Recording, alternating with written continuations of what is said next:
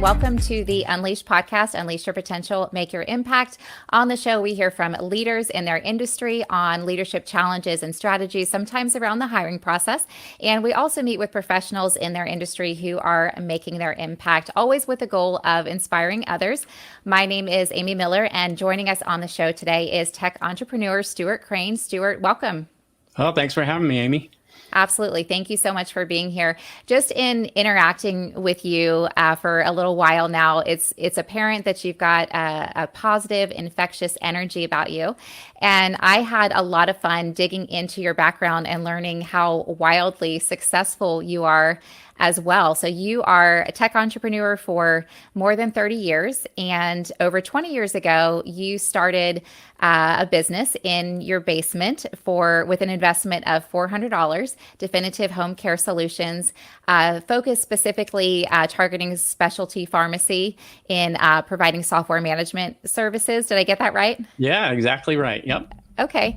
And you later grew your business with your business partner and sold it for $44 million to WellSky Corporation. Yep. Mm-hmm. That's it. That is amazing. I'm wondering what your vision was when you started the company and if you imagined growing it to that level of success. Well, obviously, for most people, it's hard to envision anything happening like that. But, I did know in the very beginning when I started writing software and building programs, I just thought there was so much potential with computers and software. Because remember, this is kind of the late 80s, early 90s when all this stuff got going for myself and then for this business. And computers were just kind of, scratching the surface for people, and people are still doing things with pen and paper. So I thought it could be big. Yeah, I really did. And I just want to build something with software, with computers that could make a difference. And also, to be honest, I really wanted to make a lot of money. So I thought with computers and with software, it could be done. So I thought, yeah, maybe something can happen, because I was only, in my mid-20s at the time. And it's like, I've got lots of time to make things happen. Wow. That is, so I'm wondering that if you are, I think the answer is yes, but I'm curious about what qualities or traits maybe kind of go into this. So you seem like you are a person that is maybe naturally adept at recognizing and then seizing opportunities. Like you said yourself, your idea was at the start of computers just becoming more widely used, and you felt like there's an opportunity here. So there's lots of entrepreneurs out there, but of course not everybody succeeds to the level that you have. Is there a certain quality or are there specific traits that you feel like go into your ability to identify and then seize an opportunity? Yeah, I think, identifying opportunities is a little bit overrated, in the sense that there are so many opportunities out there, and there are so many smart people and people that have vision and they can see, what's going to come. I really think a lot of it just comes down to execution and also, planning things out and mindset. And I think that's one thing you talk a lot about is mindset and how, you really need to focus and get things done.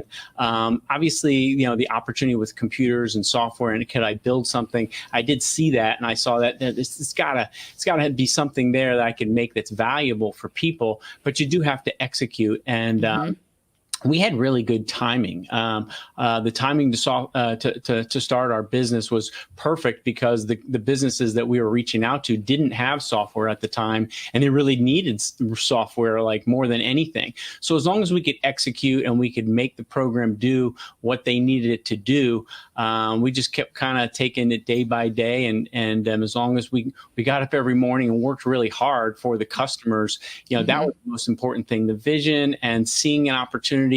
I don't put a whole lot of, into that really. Okay. Yeah. So that's another thing that I wanted to ask you about too is mindset. And you mentioned focus and you mentioned execution. I believe, and I imagine that you'll agree with me, that our mindset dictates our action. So we have to acknowledge what it is we want, state the goal, maybe write the goal down, and then we've got to believe that we can, but then absolutely have to take action. So mindset, action, and then that's going to in turn create our circumstances. Is there a dominant mindset or belief system that you tend to carry with you that helps you to be successful in what you're working toward? Yeah, I think the number one thing for me, was being positive and having an optimistic, viewpoint on things. And I just, for some reason, really got into listening to very positive people. Back in the 80s, there was Norman Vincent Peale, The Power of Positive Thinking. And then I started to listen to people like Zig Ziglar and Brian Tracy and Tony Robbins. And these people really, had an effect on me. And they were really like, it's just about being optimistic and positive, and you can do it. And again, like I said, this is kind of the early 90s, and these were on cassette tapes, and I'm listening to these things going like, wow, this is stuff that a lot of people don't really know about, because I didn't know a lot of other people that were listening to these things, because there wasn't an internet, there wasn't even cell phones, back then. And so I was listening on cassette tape. And so I thought, if I could combine, this optimism, this positive attitude, and take action, and then combine that with the fact that I really do think that software, computers, and technology can improve people's lives and help people, that's what I can do. That's how I can spend my time. And I think also there's a lot of luck and timing involved, like I said before. But for me, really, it was just being positive about things. Yep. I love listening to positive motivational videos as well. Brian Tracy, you mentioned, I listen to him a lot. What I'll do is I'll find a speaker that speaks to me that I'm resonating with, and I will just wear out their videos, because a lot of times I'll just listen to as many as I can over and over, sometimes the same one repeatedly, because it can take some time for the message to sink in. But yeah, it's so important to keep our mindset elevated. Is there a specific, so Brian Tracy, Tony Robbins, I imagine some of the qualities of the people that you're listening to, or that you did listen to, that helped shape you, you likely possess yourself, and probably choose these qualities in folks that you surround yourself with. Would you say that that's accurate? Because it's important to who we surround ourselves with is imperative, and as we work toward our goals. Would you say that's accurate? Yeah, it is. And it's hard, I think, for people to surround themselves with 100% perfectly positive people, or people that they want to, emulate or be like, or, it's hard to do that. But at the same time, once I got going with my career, and specifically this business that we started the company, and we had to hire people. And so, what you're talking about is surrounding yourself with also positive people, or people that have discipline and so forth. And that was very important to us, because we knew very quickly that if we hired really good people that were focused and could get things done and were positive and are disciplined and all these things, they would really help us get to the goal of creating great software, getting customers, and succeeding in business. Whereas if we hired people that, were lazy, or they, did the least they could, or just kind of, came in, did a few things and got out of there, and they didn't really focus on, the task at hand, they would hurt the business. And so this was over 20 years that we've built this business. And so quickly, in the first literally couple years, we saw how important it was to surround ourselves with people that were like us and could get things done, and not just like get things done and just check it off the list, but also just be positive and having a great camaraderie. And you hear about culture, business culture, and that is pretty important, to have people that want to come in and get things done for the customers, and that leads to a successful business. Absolutely. Curious, since you mentioned hiring, how big was your staff, or how many employees did you have maybe over the years? And I'd love to hear a little bit about your process in selecting. And I don't know if you had maybe multiple interviews, or what that was like. And because it sounds like you were successful in choosing the right individuals for your organization. Yeah, it's a difficult thing. Obviously, for all companies, hiring is a challenge. And even for us, really, back then, there was no internet. So there's no, I mean, I think the first thing that came out was Right. Monster.com. But before Yep. that, which was most of the years, because we started the business in 92, 93. And so there wasn't even Monster. There was no internet at all. So we used, recruiting companies. We call them headhunters, or we just call them Hmm. agencies or whatever. And we had different ones for different parts of the company. So we would hire programmers, we would hire salespeople, we would hire trainers, and then customer support people, like tech support people. So we had different people that we could call to on, say, hey, we need somebody here. So we definitely leaned on those people, but we also just kind of knew people around the city, and we were always looking for good people. And then the actual interviewing process, we tried to refine it over the years, but it was kind of on gut a lot of times. It's looking at resumes, and then it's talking to their references, and then maybe we give them a 90-day probationary period and see how things work. I mean, there's all kinds of things that we did over time, but you could tell after even 30 days how well an employee is going to work out with Hmm. our company, and just gel with the people and how well they're going to do. So we were kind of the philosophy, like slow to hire, quick to fire. That was kind of, we tried to do that. It's not easy to do it that way, but that did help us, because we would try to get rid of people that just weren't working out, because that does happen. And then the Hmm. people that did work out and were great resources for us and great staff, we would promote them, and we would pay them more, and they loved to work for us, and they would work Hmm. longer hours. And we were extremely successful by having really good people who love to work at the company. And did you and your business partner instill some? It sounds like you had success in bringing on people that were maybe naturally positive and had some natural kind of success habits like you do. But curious if you implemented some kind of motivational techniques, or kind of what some of the things that you did to try to motivate your employees. And also for you, what are some of the key success habits that you feel like you have, and help you to continue being successful as you work towards your goals? Yeah. So one thing we did, and this was early on in the company when we had probably 15, 20, 30 employees, which I think it grew to about 80. We had at the most, I think 75 or 80 employees when we sold the company, which is, it's all, everything's relative. That's not a lot for a big company, but it's a lot for a small little company, 80 Sounds like a employees. lot. Yeah. Yeah, yeah. Uh-huh. So, but in the early days when we had, I think it was 15 or 20 employees, one thing that I had been doing, I mentioned this, earlier, that I would listen to these cassette tapes of positive people, or just people that really talk to me. And so what I created was this thing called the Positive Action Committee.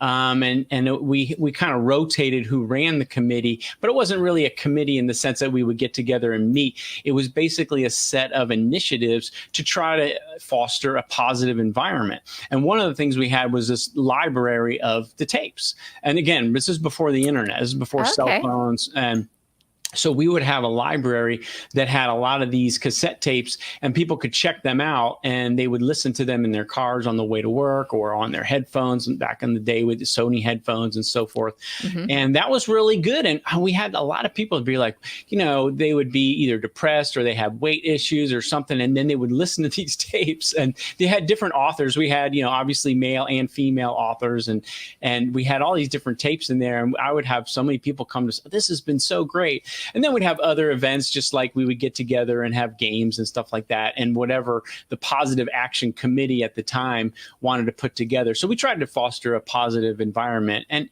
for me, myself, I mean, I just like to, engage in these positive and kind of motivational messages. And it went from, like you said, with Brian Tracy, also, Jim Rohn and Hmm. Zig Ziglar and Tony Robbins. Obviously, I listen to that. And if you see some of these books back there, some of these are Uh-huh. actual like cassette tape libraries. They're like these, all the tapes are in like these booklets and so forth. But that's where I started, and I would listen to them in my car, Hmm. driving, to work. And this was before I even started the company, just on my own after I graduated from college. And it just was like, wow, there's so much information here. And I didn't know anybody else who was doing that. I didn't. It was Uh-huh. a company called Nightingale Conant, if you heard of them, and they I sold these haven't. tapes. Yeah, Nightingale Conant. Earl Nightingale started the company. Oh, He's, okay. he's Yeah, amazing, Earl he Nightingale. is. Yeah. And then Vic Conant was his partner, and they started the company in Chicago, I think in the 60s or something like that. But anyway, Earl Nightingale and Vic Conant was Nightingale Conant, and they just sold these tapes, and it was all through the mail because, like I said, Oh, there was no wow. internet, and you would Uh-huh. get these things in the mail, and then I would listen to them, in my car or whatever with the cassettes. And then everything obviously went digital, and everything's now on YouTube. But the problem now, I think, Amy, is that people are on like TikTok or Instagram Reels, and there's positive stuff out there. There absolutely is. There's a lot, and that's why I Yep. love your stuff. But there's Thank you. there's so much junk too, and I think people get sucked into the other stuff. You know what I mean? Absolutely. Yeah. I love all of that. I think that good or bad, where we focus is where we go. And there's a lot of external factors in life, the things that we can't control are like how other people are treating us, how other people are acting. Right. But so much of what, if not all of what we create for ourselves, depends on our focus. And so we can we can get sucked into and distracted by maybe something that is not feeding us, or we can choose to focus on something super positive. So I love that you implemented, what was it called? Positive Action Committee. And so we Positive Action called it the Committee. PAC, PAC. PAC. Yeah. And then we would rotate the people that were on the committee, usually like 2 or 3, and they would just come up with, fun stuff, cool stuff, but always positive, always had to be positive. Yeah. Yep. That is really great. Because for a long time, I talk about sometimes in some of my other videos that for a long time I was really unhappy in life. Maybe career was going well, but personal stuff wasn't going that well. And I learned, actually, I overcame my panic attacks in teaching myself that I could change my focus. So if a negative focus, focusing on fear, for example, can manifest into a physical form in a severe way, like a panic attack, for example, we can also take our focus and spin it to the opposite end of the spectrum, and what can our focus help us achieve if it's in a positive direction. So there's a lot to be said for listening to just kind of like re-brainwashing ourselves. I almost like to call it sometimes, if we're feeling negative about a certain area of our life. Okay, well, you could focus more on the negative, or you could choose to focus on the positive, and ultimately it is going to switch your mindset, and then that becomes your new Absolutely. state of mind. Yeah, I think people don't realize how much control, power, or just how much control they have over their own lives and what they're doing. They just kind of think by default that things are happening to them, and things do happen to them. But I'm not saying they don't, but they don't realize how much power and control they truly do have over their lives, their reaction to things, and to everything they're doing. So they just don't even think about it. And really, it doesn't take a whole lot. And I started early with this stuff. And so it's just ingrained. Like you said, it's kind of like a brainwashing, but it's really the power of the positive thinking and optimism. And then you get, better results from that, because everything is based on cause and effect. And I think, people just don't realize how much power they have. Yeah. And speaking of the power that we have, it comes down to taking responsibility for our own happiness, for our own success. If we're not happy with something, looking within ourselves to figure out, if we want to change our external circumstances, there's something that we need to change within ourselves. And okay, so you mentioned that you started at a young age. Was there something, maybe a challenge or a goal or any kind of significant event or something that stimulated your drive to start listening to the positive videos and get started with that mindset and practice early on in your life? It's hard to pinpoint exactly, but there was a buddy of mine in college, because I went to college here in Ohio for 4 years. And there was a buddy of mine, we were really close, and he was really into positive attitude. He just kept talking about it all the time. And I was just like, what are you talking about? And I was like a junior in college, and then he was a year older than me. Okay. So he graduated and he went back to Boston. He was from Boston. And then we would write postcards, because again, no internet, so this was like 87, 86, 87, 88. and he would write me postcards, and he would be like, positive attitude, positive mental attitude. I'm like, what is going on? And so I just started to Cool. look into this. And then, like I said, I grew up in New Jersey, and we would go into New York a lot. And so the Marble Collegiate Church, I'm not really a church goer necessarily, but, I listened to a lot of Norman Vincent Peale, and he wrote Power of Positive Thinking. So I read that, and I was like, this is pretty cool. And then somehow I started getting these flyers from Nightingale Conant that I was telling you about. And I Okay. started to listen to a few, and then I was just basically hooked, at that point. And I really enjoyed listening to people like Brian Tracy, Jim Rohn, and so forth, because it was like they were talking to you directly. Hmm. And so that you would put the tape in, and you wouldn't be in the car, and you would listen to these things, and they would be talking to you. And so it's like you had the most successful person teaching you, Hmm. success traits all day, every day, if you want to spend all day. And then I Yeah. had really good things to do with my time as far as my career, programming and computer, and I worked for a big company in Columbus that was very positive, and so I had a lot of good things to do. And then in my downtime, I would listen to these tapes. So I think it all just kind of coalesced, and then I realized that if I wanted to make a lot of money, which was kind of one of my big goals, is I Hmm. had to start a business. I had to start a company, and I had to create something that people wanted and needed and would pay for. And that's really ultimately what happened.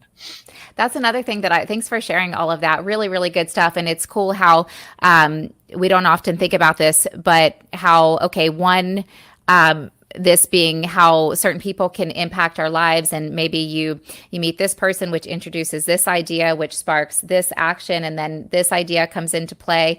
Right. And that's also how or why our path to success is never really a laid out blueprint. A lot of times people will keep themselves stuck and stop themselves from getting started because they want to see beyond just the first step. They want to see step number 10 and have that kind of security.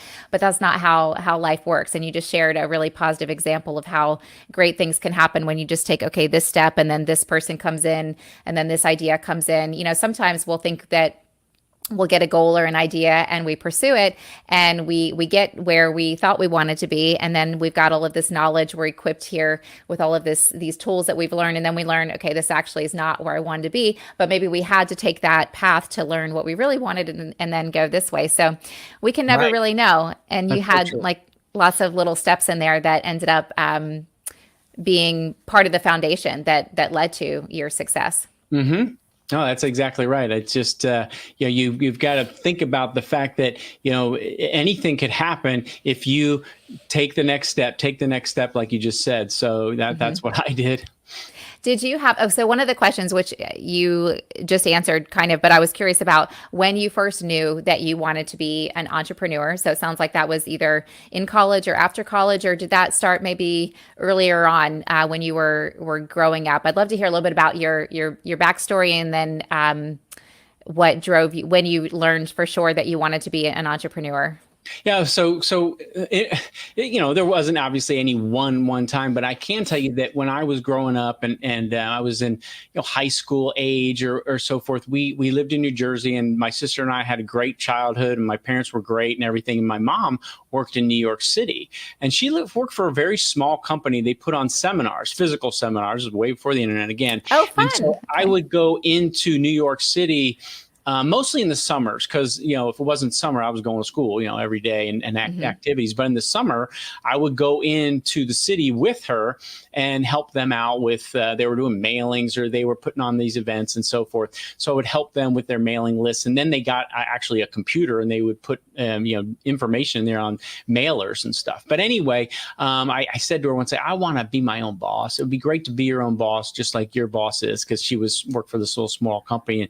And you know what she said to me? She said, well, if you get your own business, yeah, you may not, you want to be your own boss, but you end up having, 10, 100, 1,000 bosses instead of just one. So just be careful what you wish for. And I didn't totally get what she was saying, Hmm. but over time I learned that it's like, well, those are your customers. Right. Those are your bosses. And Yeah. so it kind of stuck with me over the years. But I think wanting to be an entrepreneur came also out of listening to something that Brian Tracy said many times you would say, well, do you know who are the richest people in the world, or at least in the United States of America, the millionaires, the multimillionaires? 80% of millionaires or rich people are self-owned business people. They own their own businesses. Another 10% are salespeople, people that sell. They earn enough money over time selling, they become millionaires. There's only 10% of the wealthy people, of the millionaires, that are like celebrities or they got an inheritance and That's stuff like that. interesting. I didn't know that. Okay. Yes, that's absolutely true. And so I was like, well, the only way, or the best way anyway, for me to become a millionaire, multimillionaire, and be rich is that I've got to have my own business. I've got to do, I've got to do what he said, or what the facts say, what the statistics say. So that kind of also pushed me to always be looking for, okay, I can write software, I can create programs, I'm great with computers, tech, that I know that, but how do I become wealthy? How do I, be rich? Well, you have to be an entrepreneur, because an entrepreneur starts their own business. And like I said, 80-90% of the people that are wealthy are, own businesses or salespeople. And salespeople kind of come hand in hand with your own business, because you got to sell to have a business. Yeah, absolutely. Is there a is there a challenge that you overcame that was particularly challenging that you're comfortable sharing, and how did you do it? Because we all have challenges, and it comes back to mindset and adopting responsibility for ourselves, taking responsibility for ourselves to go ahead and work through that. I'm curious, if there's a significant challenge that you went through that you're comfortable sharing, and how you overcame it. I would say probably my biggest challenge had always been, and still really always is I'm very shy, very introverted, and I'm not really that comfortable just talking to people. I just don't enjoy it that much, or I didn't, and because I enjoyed the computers, I could work with computers, I could make them do whatever I wanted them to do. But I was always shy. I was like, I just don't want to, deal. And I had friends, don't get me wrong, and we had a lot of fun and all that. But I just wasn't a people person. I'm not extroverted like these salespeople. They're like, they want to always go and talk to people and shake their hands. Hey, what's going on? I'm not like that at all. And to start a business and to hire people and to have a whole team of people, and then to sell to, like, literally we had thousands of customers, and putting on events and going to these big, conferences. And there's all kinds of things where you're dealing with people basically nonstop all day, every day. So, it was a challenge for me. It was definitely.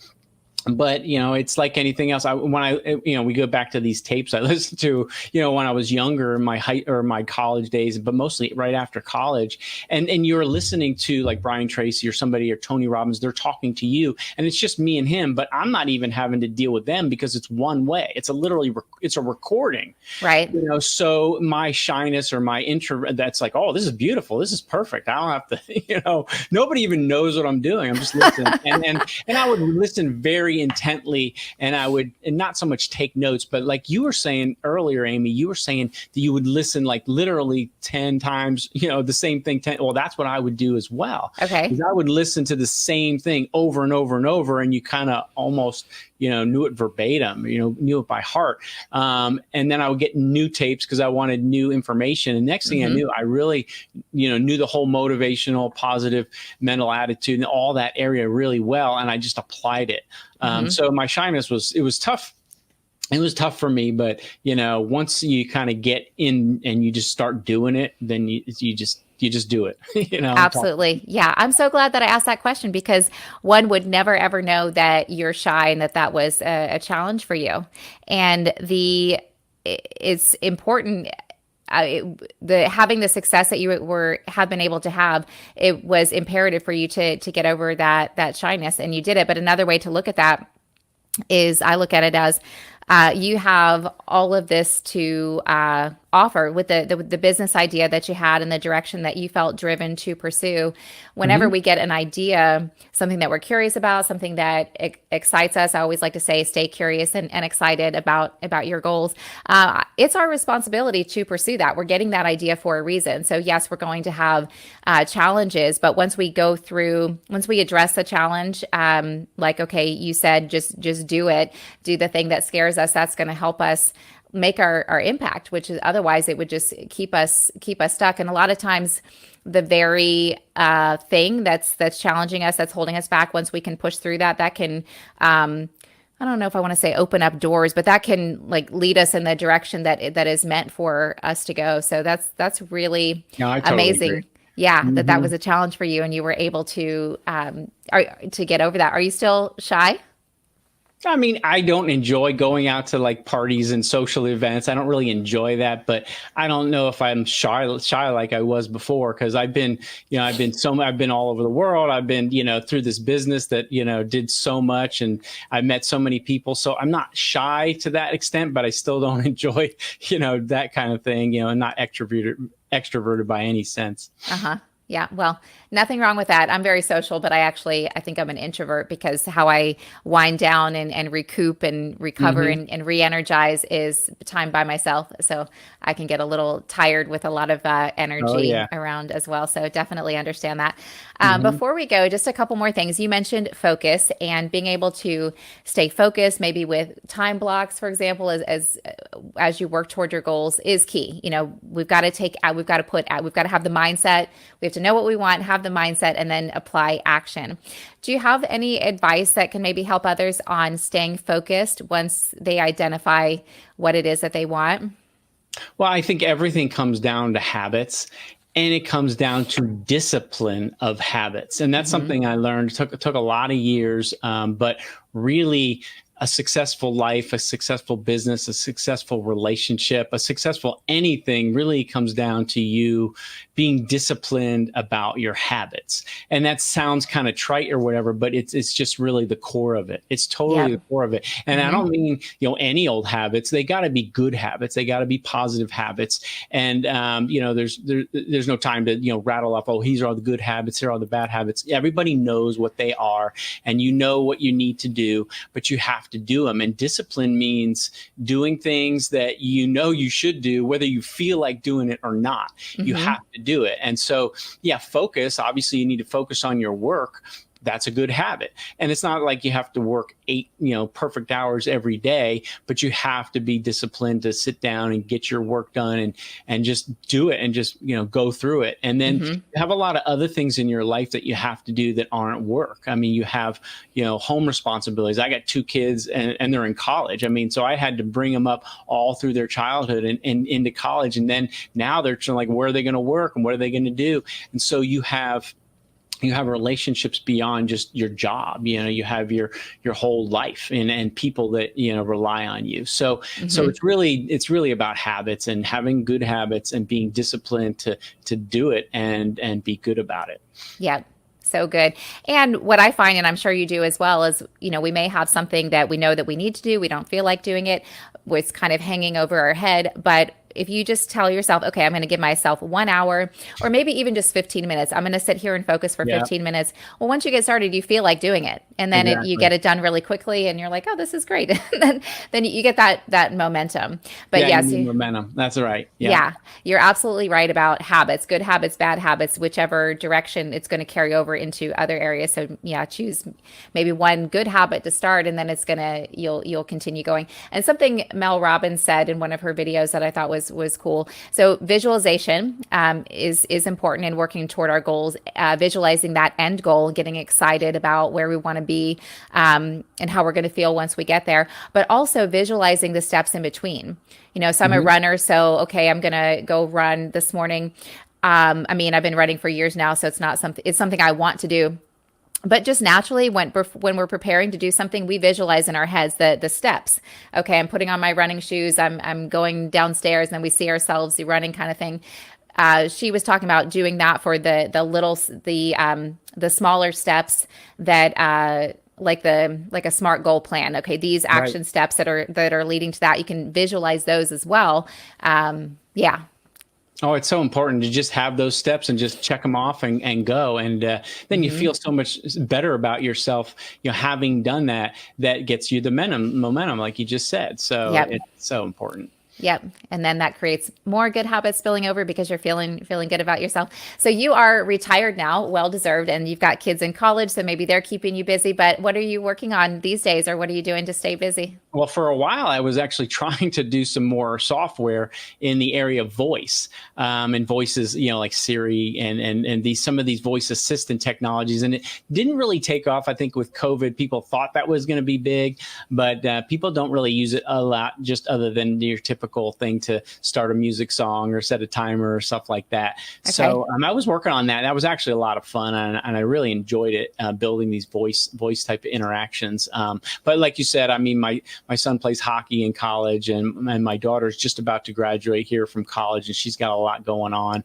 And then we have a big home here, so there's a lot of home projects and everything. So I don't really have anything entrepreneurial business going right at the moment, but I'm actually liking that, so that's enjoyable. Good for you. And then as you said earlier, I do travel, so we go places, and it's fun to just get away and see what's out there, and then come back. And we've got dogs, and like I said, kids in college and stuff, and there's always stuff going on. Well, sounds like a very full life, lots of achievements, and I won't be surprised if you do start working on something entrepreneurial down the line. But sounds like you've got a lot of good things happening now, and just enjoying your full life and staying busy that way. And I really appreciate you taking time to chat with me, and hopefully the conversation here can inspire some other folks out there. Any last words of wisdom you might want to share to hopefully have a positive impact for listeners? Yeah, I think it's kind of what I've been saying all along. Just, get out there and kind of like you were saying, think about what you need to do and set those habits, and then just take steps every day with good habits and be disciplined, and your life will improve dramatically just by focusing on the good things you can do, every day. Right. Absolutely. Love that. Where you focus, good or bad, is where you go. So I'm going to pop up your website here once more in case anybody wants to get in touch with you. You mentioned if they've got a question, your email's there, which is, you said, the best way to reach out. Yeah, I mean, if you go there, my email's on there, so you can just send me an email, or however, all my other social stuff is on there. It's just a simple page, but absolutely, I'd be happy to talk to any of the viewers or listeners out there for sure. Well, thank you so much. Really a great pleasure talking with you. And thank you to our listeners. Hopefully you got some value from the conversation today. I invite you to, if you did, like and subscribe. And until next time, we'll see you soon. But until next time, stay curious and get excited.